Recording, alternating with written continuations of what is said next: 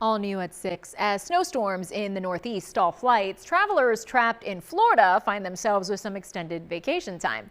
That's helping fill hotels with the cancellations, causing visitors to stay extra nights. CBS News Miami Steve Majiri is your reporter in South Beach, showing you how the hospitality industry is cashing in on the canceled flights.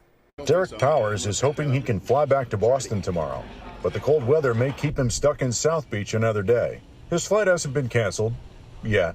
Not yet, but it will be, I'm sure. He's staying at the Betsy Hotel on Ocean Drive, and he may get another night. He says there are worse places he could be trapped at. Love this place. One of my favorites. The hotel's owner, Jonathan Plutzik, says guests who had to stay another night or two are spending more time and money at the hotel instead of other South Beach businesses. They actually don't have expansive plans. They have plans to kind of kill a couple of days, which probably causes them to stay a little bit closer to home in any hotel that they're now hanging out in for, again, those few extra days. His chef, Laurent Torrandel, is supposed to be in Milan, Italy, but his flight was supposed to go through New York. So he's just staying here taking in this view. And he says his staff has benefited from all the extended stays. And he makes the restaurant busy, and the staff's making more money, and the restaurant makes more money, so everybody's happy.